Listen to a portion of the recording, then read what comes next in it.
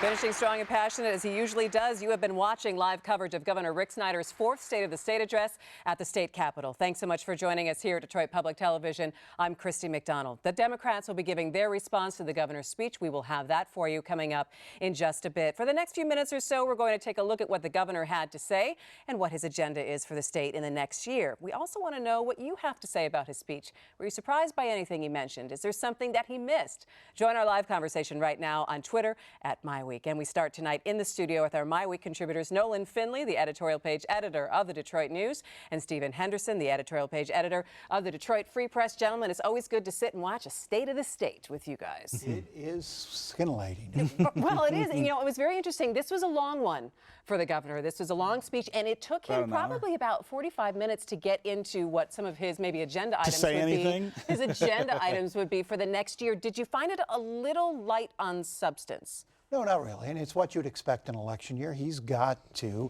remind voters of what he's done. So he used this opportunity. You in an election year, you look at the State of the State address of an incumbent governor or president as the opening of the campaign. And so clearly Rick Snyder's going to campaign on, look what we've done, look what we've accomplished in these 4 years, and here's what we're going to do next. If you give us another chance, here's what we'll do. All right, what were your first impressions? Because you said it took him a few minutes to actually say something. Well, yeah, I mean, he took a very long victory lap, and some of it was deserved, some of it was greatly inflated, but that's not any different from anybody else. But it did take him a long time to get to the things that he wants to do or that are still left on his agenda.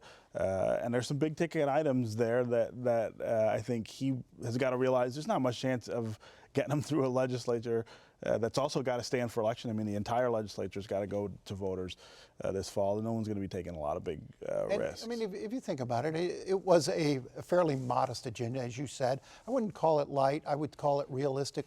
As Steve said, it's an election year. So there are it's limited what you can actually but for the people at home, though, are saying, well, wait a minute, it may be an election year, but you still have a year to get some things done. What can we expect to see? If he can get these things done that he laid out tonight, that will be an awfully good year.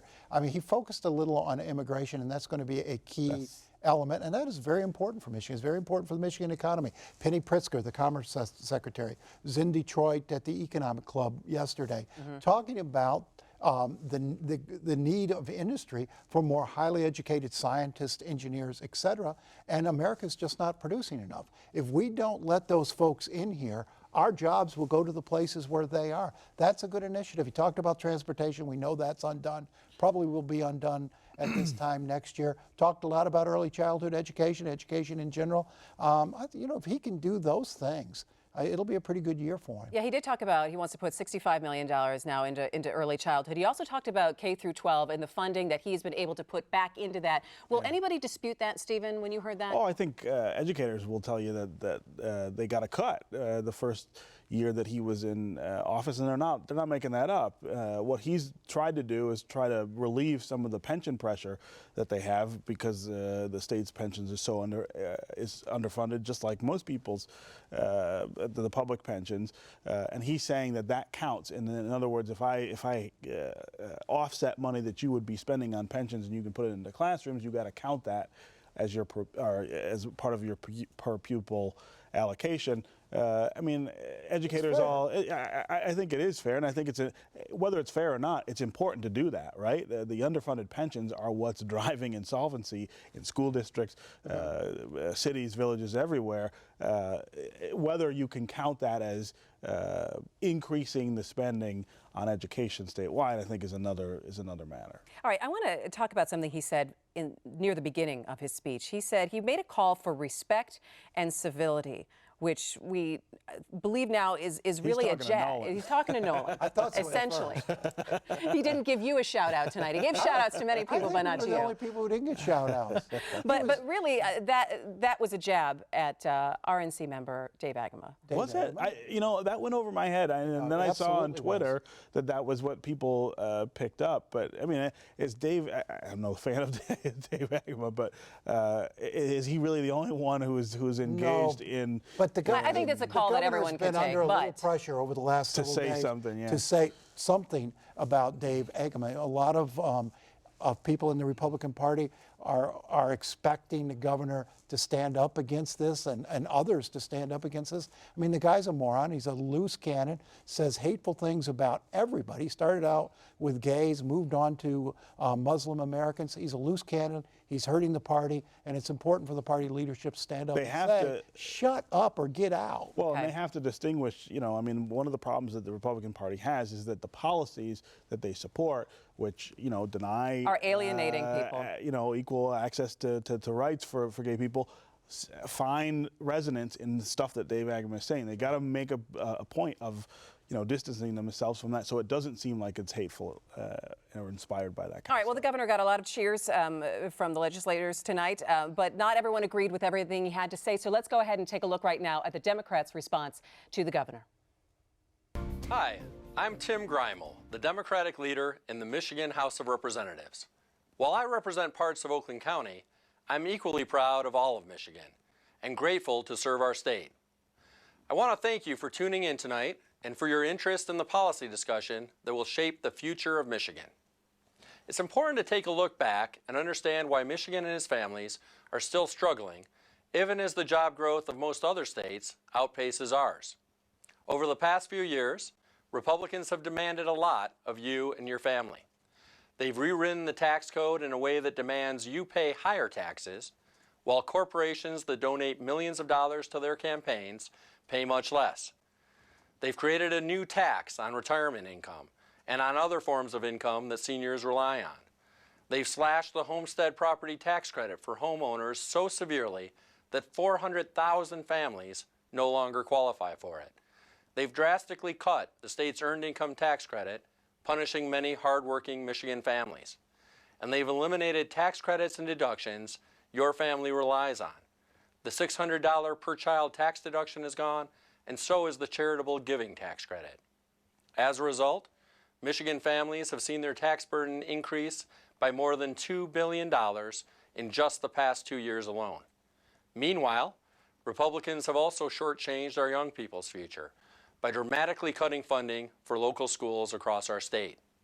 That's led to school districts closing buildings, laying off thousands of teachers, and increasing class sizes for students.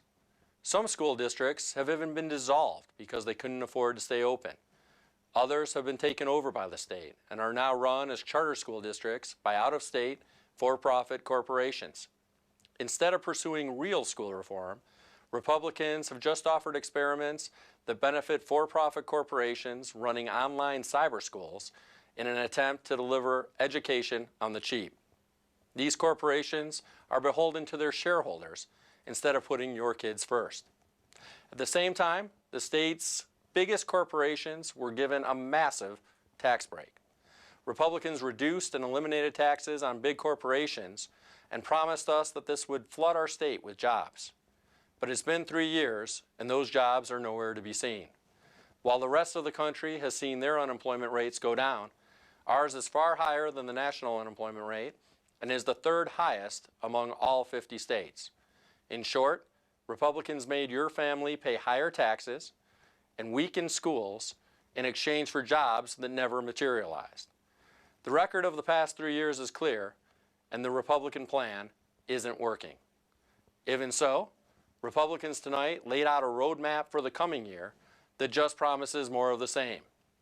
But we don't need more of the same. We don't need more financially struggling schools that can't afford to stay open. We don't want to see seniors continuing to struggle to make mortgage payments, struggle to heat their homes, and struggle to afford groceries because Republicans raise their taxes. We don't need more government handouts for big corporate special interests. What we need are leaders who share your priorities.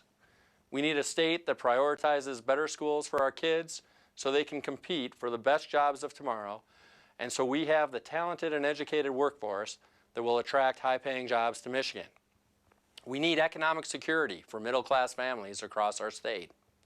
And we need tax relief for families like yours so that you can plan for your future and budget for your children's education.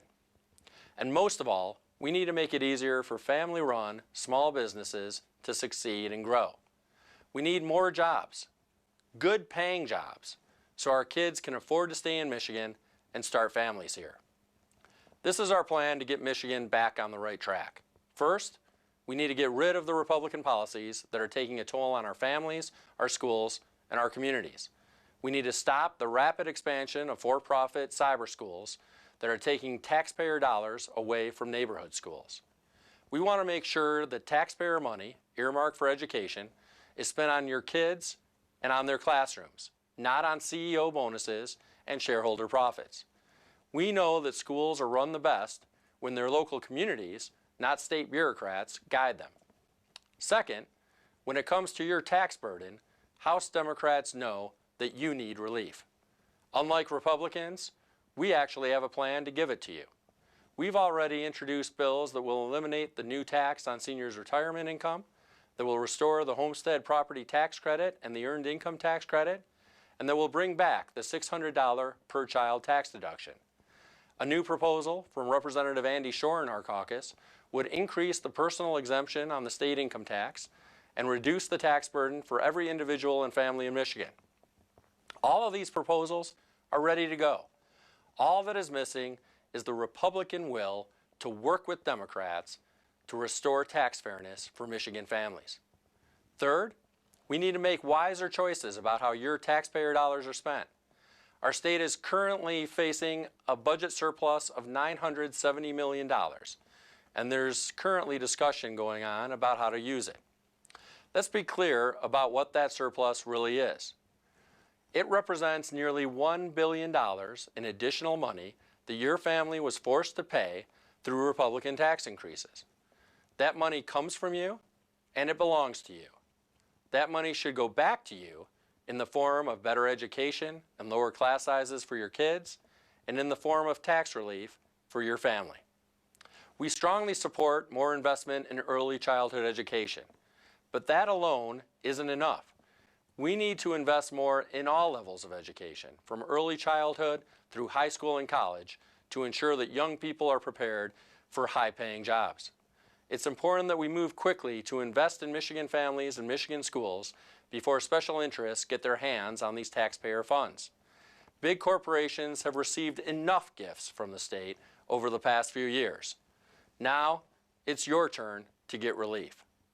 Fourth, we should use state resources to promote job growth effectively. That doesn't mean handing out billions of dollars to corporations and hoping they'll create a few jobs.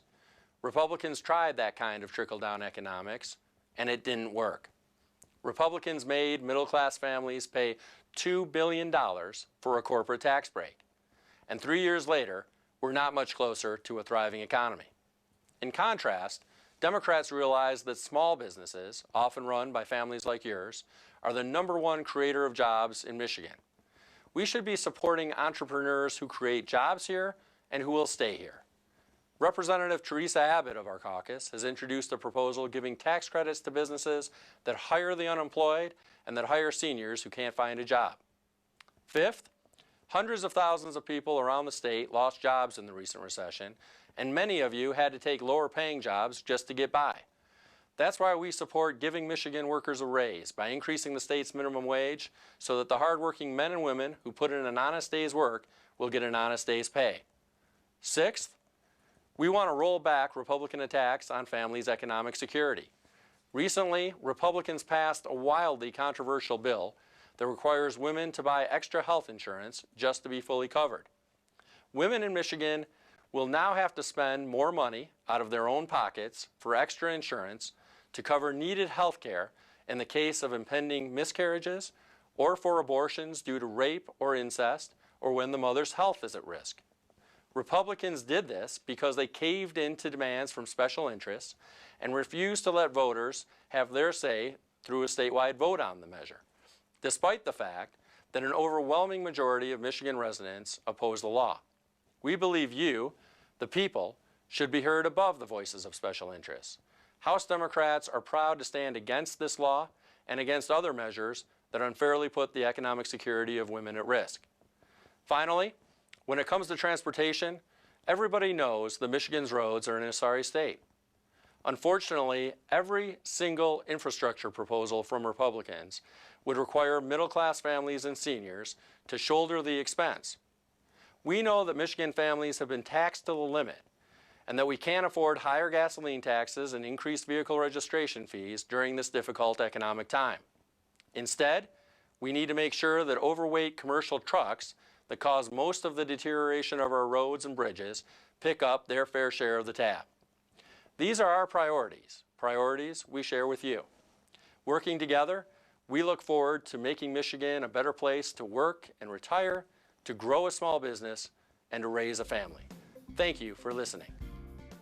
And continuing our discussion now on the State of the State address that the governor gave tonight. Before we talk about the surplus a little bit, because everyone wants to know where that money is going to go, let's talk about Detroit. And he waited until the end, almost the end of the speech, to address the bankruptcy situation and said, I want it done in a year.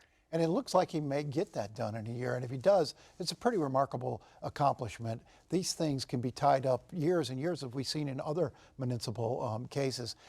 That's a testament, I think, to the governor's business skills and to his organizational skills. He was determined to get this bankruptcy over quickly with as little damage as possible, and it looks like he may do it. Now, we were talking a little bit while the speech was going on, and Nolan said that governor has done more for Detroit in years than governors past. Do you agree with that statement, Steve? I think there's no question in recent memory that's true. I think the one exception might be when Governor Milliken cut a deal with Mayor Coleman Young that really enhanced the revenue sharing that came to the city and really saved the city from bankruptcy then, in all likelihood. But there's no question that if you look at Blanchard, Angler, Granholm, this is a significant commitment. This deal that was announced today, this $350 million. Explain that a little bit and how that may work, and how he may be able to get legislators to go along with it. Well, I think what he wants to do is match the money that the foundations in Detroit have, and national foundations have come up with to fill some of that pension hole and protect the art at the DIA. And everyone has been saying, where's the state in this deal? What's the state commitment? He came through today with a full commitment, right? I'll match what you guys have already raised, but you got to get that through the legislature, and that, I think, is a real tall order. Nolan, how can he do it? How do you think he's going to go about doing it in an election year? Well, I mean, I think he's got to pitch them that in the long run, this will save the state money. Because if it'll settle the bankruptcy, if get this done quickly, it's good for everyone in the state. But if you think about it, this is a Republican governor running for re-election, committed $350 million to a city where he won't get 35 votes. Well, that's right. And might cost him votes in outstate districts. Well, and here's one of the other questions, though. If you give $350 million to Detroit to settle their pension issue, why won't every other city in the state, incling lots of very healthy cities, that's right, come knocking at his door and say, where's my money for my issue. city? I mean, again, I hate to keep bringing this up. He needs a statewide solution to the pension problem, and this may exacerbate that issue for him if he wants to give it to Detroit. Big year for municipal finance. I think we're going to be talking about that a lot. Okay, real quick, state surplus. Are we going to see some kind of tax relief? He talked about family and money, and I'm not quite sure that sometimes always goes together when he talked about the state. Both he and Tim Griemel in the Democratic response talked about giving it back to working people. Now, I don't know if that means us or not, but they're talking about tax relief. It definitely doesn't mean you. I think it's crazy to do any sort of tax cut as long as our roads are in this shape. You've got 15 seconds. Last word, Stephen. Well, I mean, I think you save, invest, pay down with the surplus. I think those are your first three priorities. If you have anything left, maybe you return that money to something that people will like. But this is not a splurge fest. This has got to be. We're still in bad shape. So. Yeah. All right, Stephen Henderson, Nolan Finley, thanks so much, gentlemen. And that is going to do it for this special live edition of MiWeek and the Governor's State of the State Address. To find out more about MiWeek and to catch any shows that you might have missed, please visit us at MiWeek.org.